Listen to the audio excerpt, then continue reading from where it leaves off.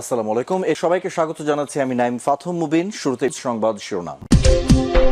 বাংলাদেশের সর্বশেষ গুরুত্বপূর্ণ আপডেট সংবাদে আপনাকে স্বাগত। শুরুতেই সংবাদ শিরোনাম, পরে বিস্তারিত। প্রথমেই জানাবো আমাদের হাতে থাকা সর্বশেষ গুরুত্বপূর্ণ সবথেকে তাজা আপডেট সংবাদ। নির্বাচনের আগে গ্রাহক প্রতি সিমের সংখ্যা কমিয়ে আনা হবে বললেন স্বরাষ্ট্র উপদেষ্টা। আসন্ন ত্রয়োদশ জাতীয় সংসদ নির্বাচনের আগে গ্রাহক প্রতি মোবাইল সিমের সংখ্যা আরও কমিয়ে আনা হবে বলে জানিয়েছেন স্বরাষ্ট্র উপদেষ্টা অবসরপ্রাপ্ত লেফটেন্যান্ট জেনারেল মোহাম্মদ জাহাঙ্গীর আলম চৌধুরী। আজ সচিবালয় স্বরাষ্ট্র মন্ত্রণালয়ের সম্মেলন কক্ষে আইনশৃঙ্খলা সংক্রান্ত উপদেষ্টা পরিষদ কমিটির ১৫তম সভা শেষে ব্রিফিংকালে এমনটা জানিয়েছেন তিনি। এরপর জানাবো বেয়ারিং প্যাড পরে হতাহত পরিবার পাবেন ৫ লক্ষ টাকা ক্ষতিপূরণ। মেট্রো রেলে চাকরি দেওয়া হবে পরিবারের যে কোনো একজনকে। আজ মেট্রো রেলের পিলার থেকে বেয়ারিং প্যাড খুলে পড়ে হতাহতের ঘটনায় একজন নিহত হয়েছে। ক্ষতিগ্রস্ত ওই পরিবারকে ৫ লক্ষ টাকা ক্ষতিপূরণ দেওয়ার ঘোষণা দিয়েছে সড়ক পরিবহন ও সেতু রেলপথ মন্ত্রণালয়ের উপদেষ্টা। এছাড়াও পরিবারের সদস্য কেউ যদি বেকার থাকেন তাকে মেট্রো রেলে চাকরি দেওয়া হবে। এদিকে ১১ পুলিশ কর্মকর্তাকে একযোগে বদলি। বাংলাদেশ পুলিশের কর্মরত বিভিন্ন পদমর্যাদার ১১ কর্মকর্তাকে একযোগে বদলি করা হয়েছে। সেই সঙ্গে অতিরিক্ত পুলিশ সুপার পদমর্যাদার ২ কর্মকর্তার বদলির আদেশ বাতিল করা হয়েছে। জানাবো সাবেক স্পিকার শিরীন শারমিন নিখোঁজ। সাবেক স্পিকার ড শিরীন শারমিন চৌধুরী এখন কোথায়, তাকে কোথাও খুঁজে পাওয়া যাচ্ছে না। সরকারের কাছেও তার ব্যাপারে কোনো তথ্য নেই। সরকার জানিয়েছে ইতিমধ্যে তিনি নাকি ভারতের তার স্বামীসহ পালিয়ে যেতে পারেন। এ বিষয়টি নিয়ে এখনো ধোঁয়াশা রয়েছে, তবে এ বিষয়টি জানার চেষ্টা করা হচ্ছে।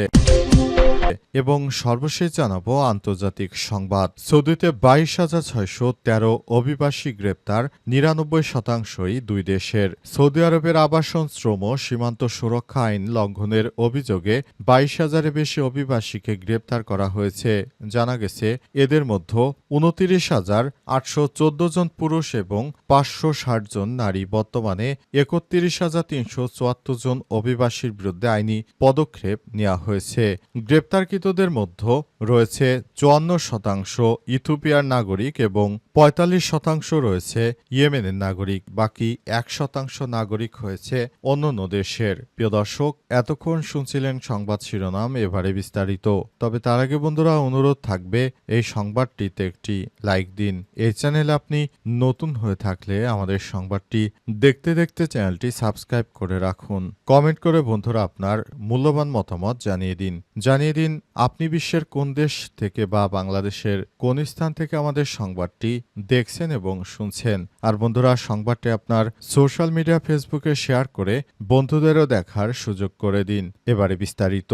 আর গাজা যুদ্ধে আপনি যদি নিরীহ ফিলিস্তিনিদের ভালোবেসে থাকেন, কমেন্টে ইয়েস লিখে বিশ্ববাসীকে জানিয়ে দিন। নির্বাচনের আগে গ্রাহক প্রতি সিমের সংখ্যা কমিয়ে আনা হবে বললেন স্বরাষ্ট্র উপদেষ্টা। আসন্ন ত্রয়োদশ জাতীয় সংসদ নির্বাচনের আগে গ্রাহক প্রতি মোবাইল সিমের সংখ্যা আরও কমিয়ে আনা হবে বলে জানিয়েছেন স্বরাষ্ট্র উপদেষ্টা অবসরপ্রাপ্ত লেফটেন্যান্ট জেনারেল মোহাম্মদ জাহাঙ্গীর আলম চৌধুরী। রোববার ২৬শে অক্টোবর দুপুরে সচিবালয়ে স্বরাষ্ট্র মন্ত্রণালয়ের সম্মেলন কক্ষে আইনশৃঙ্খলা সংক্রান্ত উপদেষ্টা পরিষদ কমিটির ১৫তম সভা শেষে ব্রিফিংকালে তিনি এসব কথা জানান। স্বরাষ্ট্র উপদেষ্টা বলেছেন, বর্তমান নিয়ম অনুযায়ী একজন মোবাইল গ্রাহক তার জাতীয় পরিচয়পত্র এনআইডির বিপরীতে সর্বোচ্চ ১৫টি সিম নিবন্ধন করতে পারে। আগামী ৩০শে অক্টোবরের পর থেকে এনআইডির বিপরীতে গ্রাহক সিম নিবন্ধনের সংখ্যা ১০টিতে নামিয়ে আনা হবে। জাতীয় সংসদ নির্বাচনের আগে গ্রাহকের সিম প্রতি সংখ্যা আরও কমিয়ে আনার চেষ্টা করা হবে। তিনি আরও বলেন, একজনের সিম কার্ড ব্যবহার করে অন্যজন যেন অপরাধ করতে না পারে, এতে প্রকৃত দোষী ব্যক্তিদের ধরাছোঁয়ার বাইরে থেকে যায়। এজন্য ব্যক্তি পর্যায়ে রেজিস্ট্রেশন করা সিম কার্ড কমিয়ে আনতে হবে। কোনো অঘটন যেন না ঘটে সেজন্য এই ব্যবস্থা নেওয়া হয়েছে। সংশ্লিষ্ট বিষয়ে সিম কার্ডের সংখ্যা আরও কমিয়ে আনতে হবে। নির্বাচনী লেভেল প্লেইং ফিল্ড নিয়ে এক প্রশ্নের জবাবে তিনি বলেছেন, রাজনৈতিক দলগুলোর পক্ষ থেকে এ বিষয়ে কোনো আপত্তি আসেনি। বর্তমান অন্তর্বর্তীকালীন সরকার আমলে লেভেল প্লেইং ফিল্ড আগেও ছিল, বর্তমানও আছে। এভাবেই লেভেল প্লেইং ফিল্ড নিশ্চিত করে আমরা নির্বাচন করব করব এবং এবারের নির্বাচন হবে ইতিহাসের সবথেকে সুষ্ঠু ও সুন্দর নির্বাচন বলে মন্তব্য করেছেন স্বরাষ্ট্র উপদেষ্টা। তিনি দেশবাসীর প্রতি আহ্বান জানিয়ে বলেছেন, আপনারা যার যা জায়গা থেকে সবাই দায়িত্বশীল হন, তাহলে দেশের মধ্যে কোনো ধরনের সমস্যা তৈরি হবে না। বেয়ারিং প্যাড পরে হতাহত পরিবার পাবে ৫ লক্ষ টাকা ক্ষতিপূরণ। মেট্রো রেলের চাকরি দেওয়া হবে পরিবারের সদস্যকে। আজ মেট্রো রেলের বেয়ারিংয়ের প্যাড পরে একজন মারা গেছে, তার বাড়ি শরীয়তপুরে।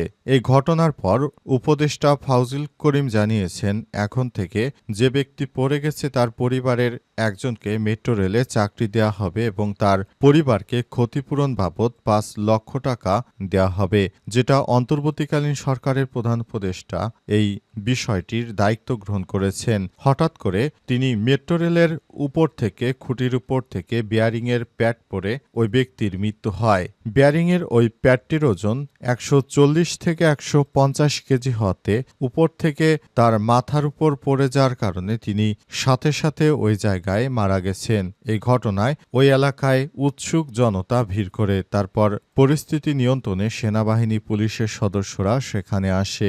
এক পর্যায়ে সেখান থেকে তাদেরকে ধরে সেখান থেকে উৎসুক জনতাকে সরিয়ে দেওয়া হয়েছে। সন্ধ্যার পর মেট্রো রেল চলাচল আবার স্বাভাবিক হয়েছে। বেয়ারিংয়ের প্যাড যদি সেখান থেকে সরে যায় তাহলে সেখানে ফাঁকা হয়ে যাওয়া বা উপরের বেসটি দেবে যাওয়ার সম্ভাবনা তৈরি হয়। এজন্য সেখানে বেয়ারিং প্যাডটি ঠিক করার পর আবার মেট্রো রেল চলাচল স্বাভাবিক হয়েছে। গত বছরও একটি বেয়ারিংয়ের প্যাড খুলে পড়ে গিয়েছিল, তখন প্রায় ১১ ঘন্টা মেট্রো রেল বন্ধ ছিল। তারপর আবার মেট্রো রেল চলাচল শুরু হয়েছে।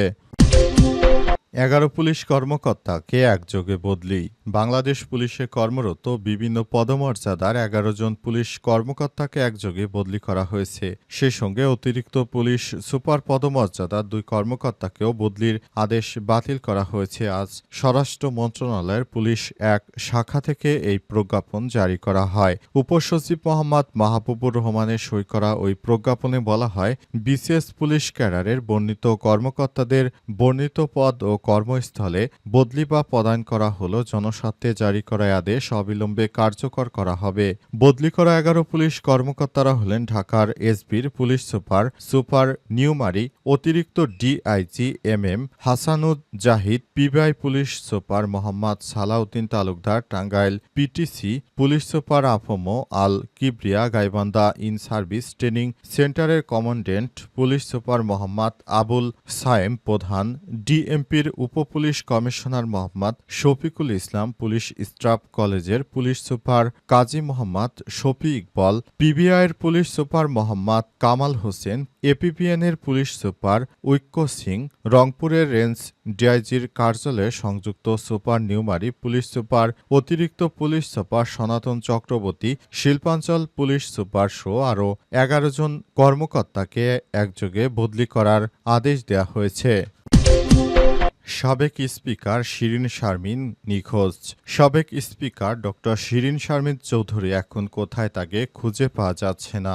সরকারের কাছে তার বিষয়ে হালনাগাদ কোনো তথ্য নেই। তবে ইতিমধ্যে তিনি স্বামীসহ দেশ ছেড়ে সীমান্তের ওই পার ভারতে আশ্রয় নিয়েছেন এমন গুঞ্জনও রয়েছে। তার বিরুদ্ধে হওয়া হত্যা মামলায় ১ বছরও তদন্ত শেষ না হয় আইনি ব্যবস্থা নিয়ে দ্বিধাদ্বন্দ্বে রয়েছে অন্তর্বর্তীকালীন সরকার। সংশ্লিষ্ট মন্ত্রণালয় ও দপ্তরগুলোর মধ্যে এ নিয়ে টানাপোড়েনও চলছে। স্বরাষ্ট্র এবং আইন মন্ত্রণালয় সহ সরকারের বিভিন্ন দপ্তরের সঙ্গে কথা বলে এই তথ্য জানা গেছে। স্বরাষ্ট্র মন্ত্রণালয় বলছে, শেখ হাসিনার ফ্যাসিবাদী হয়ে ওঠার পেছনে সবথেকে বড় ভূমিকা রেখেছেন শিরীন শারমিন। দেশের ইতিহাসে দীর্ঘ সময় ধরে ৪ মেয়াদী স্পিকারের আসনে বসে থেকে তিনি হত্যা, গুম, দুর্নীতি সহ হাসিনার সব অপকর্মর বৈধতা দিয়েছেন। আদালতের নির্দেশনা পেলে গ্রেপ্তার সহ প্রয়োজনীয় পদক্ষেপ নিতে স্বরাষ্ট্র মন্ত্রণালয় প্রস্তুত আছে বলেও জানিয়েছেন কর্মকর্তা। হত্যা মামলার তদন্ত শেষ না হওয়ার জন্য তারা সরকারের নীতি নির্ধারকদের দুষছেন। পাশাপাশি কূটনৈতিক পাসপোর্ট বাতিলের পর গোপনে শিরীন শারমিনকে সাধারণ পাসপোর্ট দেওয়ার প্রক্রিয়ার সঙ্গে জড়িত কর্মকর্তাদের বিরুদ্ধে শাস্তিমূলক ব্যবস্থা নিতে না পারার ব্যর্থতাও স্বীকার করেছেন কর্মকর্তারা। এ বিষয়ে সরকারের সিদ্ধান্তহীনতার কথা জানালেন স্বরাষ্ট্র মন্ত্রণালয় সংশ্লিষ্ট শাখার কর্মকর্তারা।